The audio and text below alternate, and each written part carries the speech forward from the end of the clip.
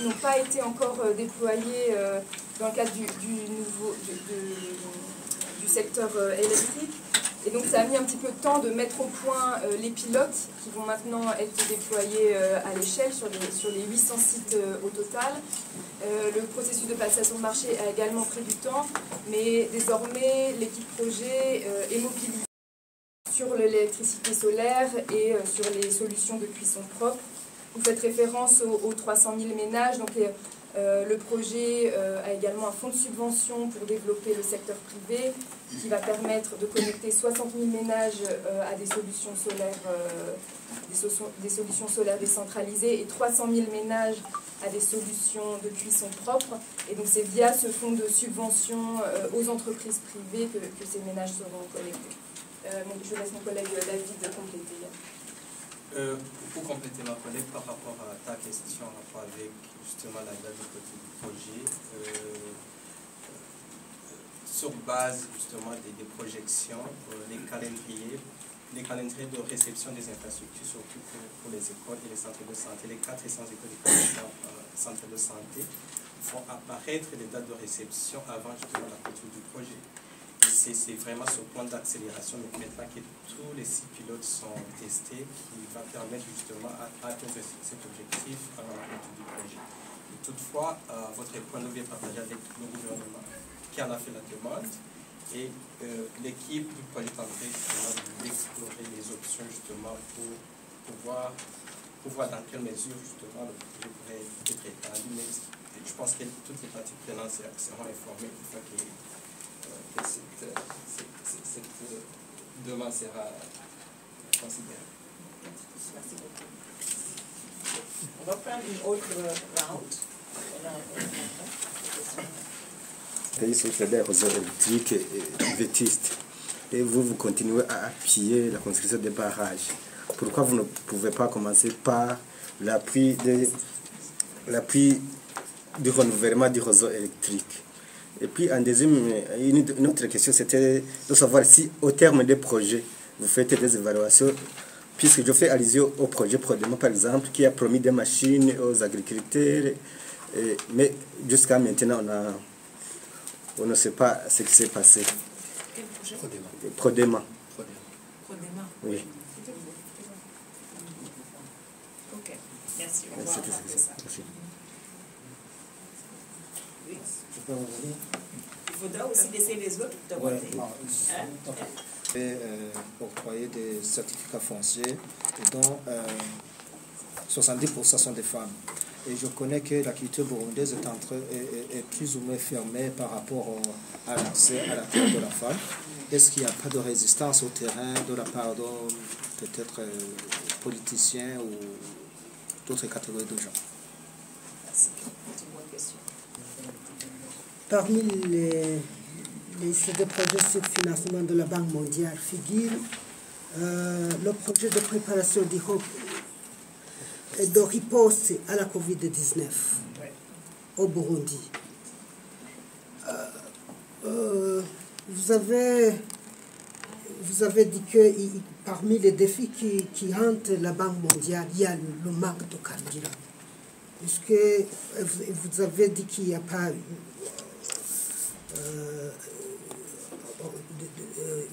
pas une solution magique. Dans l'urgence, pourquoi pas puisque ici au Burundi, le monde entier n'est pas frappé douloureusement à la COVID-19, est-ce que vous ne pouviez pas remplacer C'est bien compris, la question est comprise. La question est comprise. Merci. Ils cherchent des solutions, n'est-ce pas? C'est très bien. Les citoyens, le gouvernement, les bailleurs, nous tous on cherche des solutions. Merci pour la suggestion. Demander la question de savoir est-ce que la Banque mondiale est prête pour appuyer le processus électoral. Je suis très contente de voir qu'au niveau de la population, chacun cherche à trouver des solutions à la situation actuelle de carburant. Donc, quand il a demandé est-ce qu'on peut peut-être utiliser les ressources du projet Covid pour aider le gouvernement par rapport à carburant. Je dirais, il est très créatif, mais est-ce que c'est seulement l'argent, c'est-à-dire les 60 millions qui vont, c'est combien, est-ce que c'est 60 millions? Et une bonne partie a été déjà décaissée. C'est pas ça. Je pense que c'est d'évaluer c'est quoi le problème et de trouver une stratégie. Et puis une fois qu'on a la stratégie, je pense que les financements pourraient venir pour appuyer. Parce que le montant qu'il faut pour importer le carburant, je ne connais pas les montants exacts. Et je suis sûre que... À peu près 30 millions de dollars par mois. Donc, vous voyez, il ne reste pas 30 millions dans ce projet-là. Donc, même si on donne, ça ne va pas suffire pour un seul mois. Alors qu'on cherche une solution pour aujourd'hui, mais pour la continuité. Pour assurer une importation continue, un approvisionnement continu en carburant dans le pays. Donc ça demande plus que juste un financement de quelques millions de dollars qui sont disponibles. Donc c'est pourquoi je dis on continue à écouter le gouvernement et à voir dans quelle mesure on pourra aider à travers les 3 institutions qui sont au sein du groupe de la Banque mondiale. Donc ça c'est par rapport à la question sur le projet. Il y a une autre question sur le processus électoral, les élections qui vont venir, qu'est-ce qu'on va faire? La Banque mondiale, en général, ce n'est pas notre avantage comparatif. On n'a aucune expertise dans le domaine. Nous, c'est vraiment le développement économique du pays. Créer de la croissance pour lutter, avoir une croissance partagée pour lutter contre la pauvreté et s'assurer que les plus vulnérables sont protégés. S'assurer vraiment que la base économique est solide pour permettre de créer de la valeur pour chaque personne qui vit dans le pays. Et c'est ce qu'on fait. Donc on ne sera pas impliqué, mais je suis sûre qu'il y a d'autres partenaires qui sont experts dans ce domaine, qui pourront peut-être contribuer au processus qui approche. Le certificat foncier et la culture. C'est une excellente question. Je n'ai pas un de mes collègues ici. Est-ce que tu pourrais parler peut-être de ça? Oui, je peux en parler. Oui. Donc juste donne-moi une minute. Juste donne-moi une minute. Jumaine va vous revenir là-dessus parce qu'il a travaillé là-dessus. Mais ce qui est le plus intéressant dans le projet de restauration du paysage, c'est qu'il s'est basé sur la culture. Il a amené les communautés ensemble pour discuter, pour trouver la meilleure stratégie qui permettrait d'intégrer les noms des femmes sur les certificats fonciers. Ce n'est pas comme si on a changé la loi ou quoi que ce soit. Ce qu'on a changé, c'est l'interaction. Comment trouver ensemble les meilleures solutions pour que les certificats fonciers puissent aussi avoir les noms des femmes. Parfois, ce sont des couples où la femme et le monsieur ont leur nom sur le certificat foncier. Et il y a eu beaucoup de témoignages que ceci n'a pas été imposé, c'est la consultation qui l'a permis. Je vais lui permettre de décrire le processus et de pouvoir répondre à la question. Allez-y, je remercie beaucoup. Je pense que l'histoire de certificat foncier, c'est venu après la crise de 1993. Je crois que vous le savez, c'est la Suisse, la coopération. Les plus grands conflits se trouvent, l'origine c'est la terre. Quand vous allez dans les cours et tribunaux au Burundi, presque 80%, plus de 80%, ce sont des palabres liées à la terre, au foncier. Alors quand on a commencé cela, on a commencé à faire le processus individuel. Quelqu'un se levait le matin sur la colline, il venait, il demandait à ce qu'on fasse, et on essaie de délimiter sa terre, de lui donner un certificat. Parce que là, il faut distinguer le certificat et le titre, c'est différent. C'est différent. Il y a le titre de propriété et le certificat. Mais n'empêche que le certificat, c'est très très important. Moi, je viens d'une province où on a commencé, c'est là où se trouvait même le siège. Je suis d'Ongozi. le siège de la coopération suisse qui faisait la certification foncière, on le voit vraiment, les conflits ont baissé très fortement. Parce que même sur le plan psychologique, quelqu'un qui a un papier, qui dit voilà, ça c'est ta terre, vraiment il est engaillardi, il sait qu'il s'est délimité. Et puis vous le savez, en tant que Burundais, que les conflits, c'est parfois, nous avons des petites terres là, c'est parfois quelques centimètres là. À Karimbi, comme on dit en Kirundi. Vous trouvez quelqu'un qui va jusqu'à la cassation, à la Cour suprême pour aller faire le... Quand vous calculez économiquement, il vaut mieux, bon, je ne dis pas qu'il vaut mieux laisser, mais c'est une question de dire, voilà, je ne peux pas me laisser faire. Alors, s'agissant de la question que vous avez, qui est une question pertinente, c'est très important, avec le projet qu'on vient de clôturer, on dit que quand même on va essayer avec les certificats où il y a co-signature de madame. Bon, il n'y a pas eu vraiment des résistances outre mesure. Moi, je me souviens, on avait même la bénédiction des hautes autorités à l'époque. Je me souviens que le ministre de l'Environnement de l'époque, parce qu'avant, le ministère de l'Environnement était séparé du ministère de l'Agriculture. Il a dit, allez de l'avant. Nous sommes allés le voir. Il a dit, allez de l'avant, vous allez essayer. Et puis, on a commencé avec, ici à Isale, à Buhinyuza, et après on a fait à Matongo, dans Kayanza. Alors les gens, on voit qu'il y a des médailles, on le voit quand on va les voir. Vous savez, une dame qui pose à côté de son mari, avec son certificat.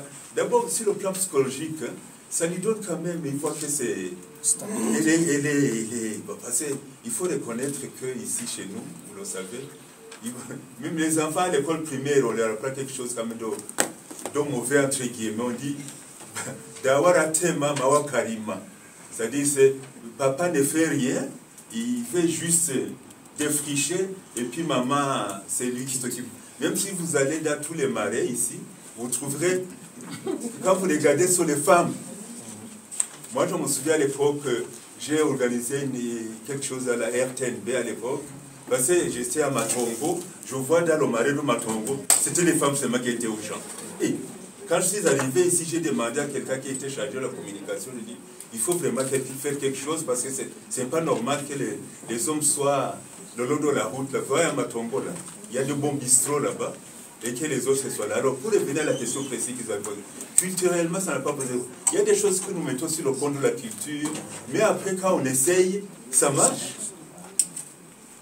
Vous savez, les cultures évoluent aussi à travers le monde. Hein. Ça évolue. Donc maintenant, ça marche très bien.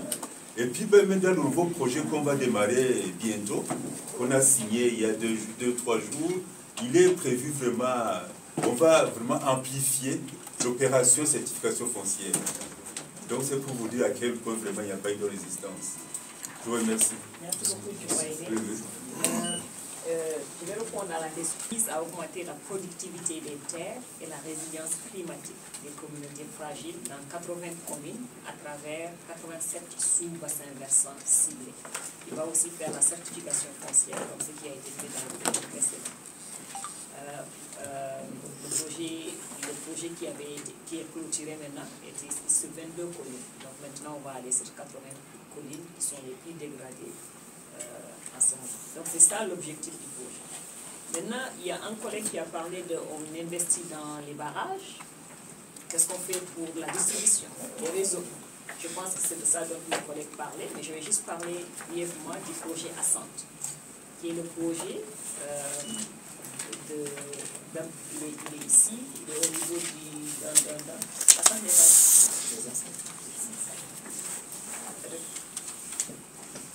Il est là. On l'appelle projet d'accélération de la transformation de l'accès à l'énergie durable et propre au Burundi. C'est le numéro 4. C'est le numéro 4, c'est le projet, sur la liste, qui est de 150 millions de dollars, un projet régional. Donc, l'objectif principal du projet, c'est quoi? C'est d'accroître la contribution du Burundi à cette grande stratégie ou mission qui dit de faire tout pour que l'Afrique soit électrifiée. 300 millions d'Africains, donner l'accès à l'électricité pour 300 millions d'Africains d'ici 2030. Donc le Burundi fait partie de ce grand programme-là. Okay? Et à travers ce projet qu'on appelle Ascent, de 150 millions de dollars aujourd'hui, on va investir le plus dans les réseaux, la construction et la rénovation des réseaux. Ceci va permettre d'électrifier au moins et de donner l'accès à 1,2 million de personnes directement, parce qu'il y a maintenant la capacité de génération d'électricité a beaucoup augmenté, ça va continuer à augmenter avec l'investissement dans le barrage. Et puis, il y a aussi le secteur privé qui est impliqué. Donc, avec ça, l'électrification rurale va aussi voir le jour. Donc, avec ça, on pense que d'ici 2030, il y aura une forte augmentation du taux d'accès à l'électricité. C'est pourquoi quand vous regardez notre portefeuille, on peut aller sur la première page de la présentation. Vous regardez le graphe, environ 27%, c'est 27% je crois, c'est dédié à l'électricité. Donc si vous voulez plus d'informations sur ça, mes collègues, Juliette et David, sont là.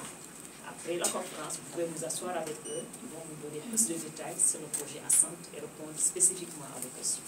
D'accord? Je pense qu'on a fait le tour maintenant. Juliette, vous voulez ajouter quelque chose? Non, je pense qu'il y a des questions spécifiques, on est disponible. Okay. Donc je pense qu'on a fait le tour. S'il n'y a pas d'autres questions, on va peut-être clôturer. So, on va prendre 10 minutes et puis après on va clôturer. Donc allez-y. Ok, merci. C'est Mélie de Hongouaï de Juraj Kinza. Il y a des questions avec qu'est-ce que la Banque mondiale comment la Banque mondiale suit et évalue l'utilisation du financement apporté à un pays. Autre chose, notre question, qu'est-ce qui se manifeste si, par exemple, un financement peut prouver qu'il nous sert des projets moteurs de son financement? Tu peux revenir à la deuxième question? Oui. Qu'est-ce qui se manifeste si le financement peut, par exemple, prouver qu'il nous sert sur des projets moteurs qui est comme cause de son financement? C'est bon, merci.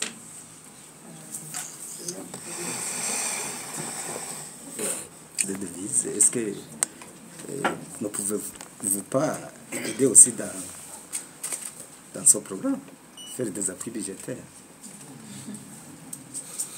Ok, il y a d'autres questions. Donc, essayez de répondre aux questions parce qu'on n'a pas toujours toutes les réponses. Donc, la passation de marché, c'est un défi. Et c'est pas seulement au Burundi. Donc, ça demande à renforcer les capacités. J'ai parlé du programme initiative de masse critique des professionnels. Ça, c'est une façon d'avoir plus de jeunes professionnels dans les domaines de passation de marché, par exemple. Il y a d'autres domaines. C'est une mesure que nous sommes en train de mettre en œuvre pour pouvoir avoir beaucoup plus de professionnels qui maîtrisent la passation de marché. Deuxièmement, c'est que nous-mêmes, parce que le portefeuille il continue à grandir, il y a plus d'activités. C'est nous-mêmes de travailler directement avec le gouvernement, les unités de passation, les unités de gestion de projet, pour que quand il y a une activité de passation de marché, qu'on puisse synchroniser, qu'on puisse donner l'appui nécessaire afin que les délais ne soient pas trop longs. Donc qu'il y ait une interaction, un appui direct si c'est nécessaire. Il y a aussi un élément qu'on a ajouté, qu'on appelle d'avoir une expertise spécialisée en passation de marché qui est utilisée en cas de besoin. Surtout quand il s'agit des activités plus complexes. Donc on appelle ça hands-on support, hands-on support en procurement, qui existe dans beaucoup de projets maintenant qui peuvent utiliser pour pouvoir les aider. Donc on a une combinaison de mesures qu'on prend pour pouvoir les supporter. Et on espère que ça va aboutir à un résultat et qu'il y aura moins de délais sur la passation de marché. Donc ça c'est par rapport à la passation de marché, c'est pas fait. L'appui budgétaire, c'est une question excellente. Et je pense que cette question va être évaluée dans le cadre de notre discussion pour le nouveau cadre de partenariat pays. Comme vous avez vu, le cadre de partenariat pays vient de finir. Il couvrait la période 2019 à 2024. Nous sommes en discussion avec le gouvernement pour élaborer notre nouvelle stratégie de partenariat qu'on appelle cadre de partenariat pays. Donc ça va permettre de définir les critères d'intervention dans le pays. Quels sont les domaines dans lesquels on va intervenir? Quels sont les instruments qu'on va utiliser pour appuyer le pays? Et quelles sont les conditions qui doivent être en place pour que ces instruments puissent être utilisés? Donc on va discuter de tout ça pendant l'élaboration de notre cadre de partenariat pays avec le Burundi, qui va bientôt on va le lancer. Et puis on va voir ensemble quelles sont les solutions. Comme je vous ai dit, nous sommes très conscients de la situation économique difficile et son impact sur la population que nous sommes là à servir. Et nous sommes disponibles à travailler avec le gouvernement pour trouver des solutions ensemble. Maintenant, quel est l'impact de ce qu'on fait? Comment on le mesure? Dans chaque projet, il y a un système de suivi-évaluation qui est en place. Donc, quand vous regardez un document de projet, on devrait vous donner un document de projet que vous allez regarder. Il y a une matrice de résultats. Il y a des indicateurs spécifiques. Je ne sais pas aussi si vous avez vu le scorecard du groupe de la Banque mondiale, qui est très simple. On va aussi vous donner le lien sur le scorecard. On va dire, par exemple, au Burundi, l'accès à l'énergie doit passer de X à X. Quel nombre de millions de Burundais doivent avoir accès à l'énergie? Et on va le mesurer sur la période. Par exemple, le projet Soleil, on sait que c'est pour combien de ménages on devrait électrifier. C'est pour combien de business on devrait donner l'énergie. On va le mesurer. Combien d'écoles devraient avoir les panneaux solaires. On va le mesurer. Donc c'est une matrice qui est en place et c'est vraiment des spécialistes qui sont recrutés pour faire le suivi d'évaluation. Donc c'est toujours bien mesuré. Et quand on n'arrive pas aussi à réaliser un indicateur, un objectif que nous avons, on évalue pourquoi on n'a pas pu le faire. Et on tire les leçons de ça pour pouvoir améliorer davantage. Donc c'est ça les réponses que j'avais pour les questions. Et je vous remercie encore d'être venu. Et n'hésitez pas, chaque fois que vous avez des questions, vous pouvez nous écrire, on sera disponible pour vous. Merci beaucoup. Dans le carburant et tout le reste, comment appuyer le Burundi dans ce domaine. J'ajoute à ça, il y avait une deuxième question qui dit directement comment appuyer le MIGA, qui est la branche de la Banque mondiale qui fait des garanties. Donc, on va continuer à voir avec le gouvernement comment on pourra les appuyer dans ce sens-là. Jusqu'à présent, on n'est pas arrivé à trouver la meilleure méthode pour le faire. Il y a des exemples où AFC, particulièrement la Société financière internationale, a pu aider dans l'approvisionnement en carburant à travers différents mécanismes. Donc on va continuer à dialoguer avec le gouvernement pour voir dans quelle mesure on pourra aider.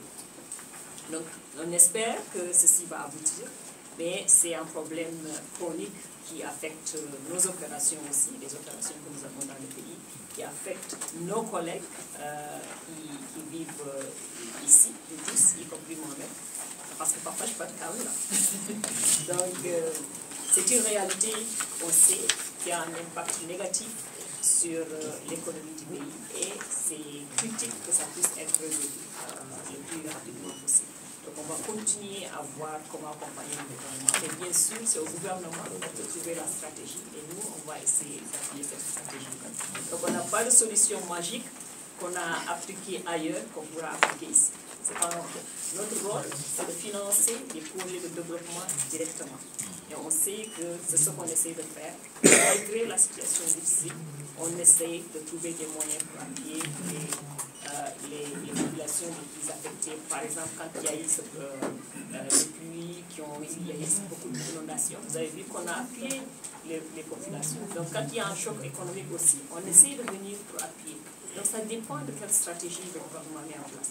Parce que même quand on a appuyé les populations affectées par les inondations, c'était à travers le plan d'urgence que le gouvernement a mis en place. Donc si le gouvernement a une stratégie, nous sommes là pour l'appuyer. Donc on attend de voir cette stratégie-là et on pourra voir dans quelle mesure on va appuyer. Donc ça, c'était à peu près les deux questions qui ont été posées par les deux premiers budgets. Après, il y a eu la question sur le projet café, qui avait un objectif, je pense, de pousser la productivité pour une production de 30 000 tonnes de café. Malheureusement, ce projet a été abruptement arrêté en 2021, si je ne me trompe. Et je n'étais pas là, malheureusement, mais je pense que les documents sont publics. Donc, on n'a pas continué à supporter le gouvernement dans ce projet. Le projet a été arrêté. C'est pourquoi vous ne voyez pas de réalisation. Le projet a été arrêté en 2021. Pourquoi est-ce qu'il a été arrêté? C'est pourquoi je vous ai dit, les documents sont publics. On va aller les chercher parce que je n'ai pas l'élément ici et je n'ai pas un collègue qui s'occupe de ce secteur-là. Mais le projet a été arrêté depuis 2021 de façon abrupte. C'est pourquoi il n'y a aucune réalisation directement sur ça qui est présentée. C'est à cause de ça que vous ne voyez pas. Vous avez eu la liste des projets actuellement, par exemple.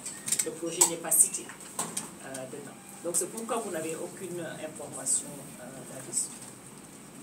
Il y a un collègue qui a parlé de c'est quoi le décaissement, question sur le décaissement, et un autre qui a demandé quels sont les obstacles.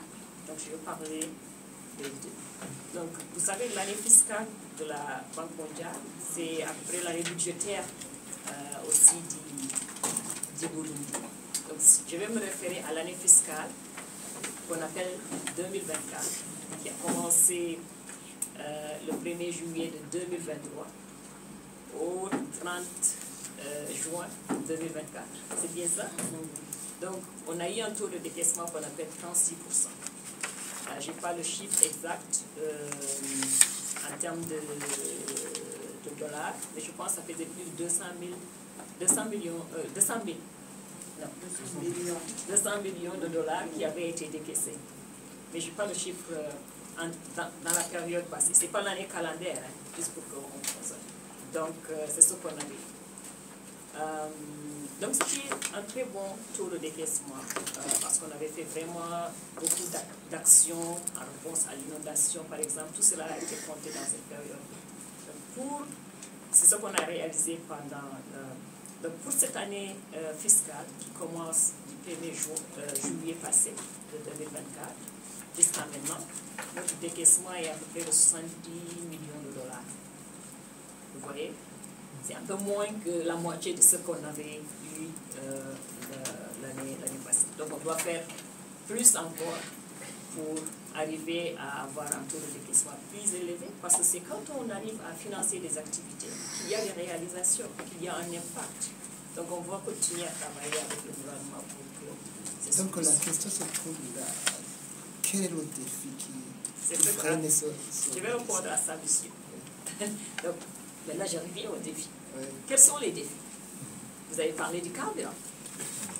Donc, ce défi dont vous parlez affecte directement les activités de construction d'écoles, les activités de construction de centres de santé, les activités de construction du pont, ainsi de suite. Les missions sur le terrain pour faire le travail de Merakabandi. Donc, le carburant est le premier défi. Le second défi, c'est qu'on prend beaucoup de temps pour faire la passation de marché à cause du manque de capacité. Donc ça, c'est un défi avec lequel on travaille aussi. Donc ce sont les deux principaux défis que je peux citer, mais nous pensons qu'ensemble, on va trouver des solutions. Par exemple, on est en train de voir comment les projets ensemble peuvent importer du carburant pour les activités, les activités qui sont financées par la Banque mondiale. Pour tout ce qui concerne les problèmes de capacité, il y a un programme qu'on a appelé IMCP. Vous êtes venus au lancement de ce programme-là. C'est un programme qui crée, c'est une initiative de masse critique de professionnels des projets. On peut aussi vous donner un document là-dessus. Tu pourras le faire. Il y a un petit document sur ça, une page. C'est un programme qui permet de renforcer les capacités des personnes qui sont des experts qui sont dans la gestion de passation de marché, gestion financière, sauvegarde environnementale et sociale, suivi et évaluation, tous les domaines de gestion de projet.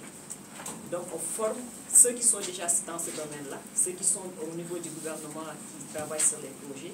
Et on essaie aussi de former des jeunes. Dans l'initiative, on va former aussi des jeunes. Comme ça, il y aura plus de professionnels dans les différents domaines qui vont intégrer les projets pour pouvoir aller rapidement. Donc, on est en train de chercher des solutions. Ce n'est pas facile, mais on est en train de chercher.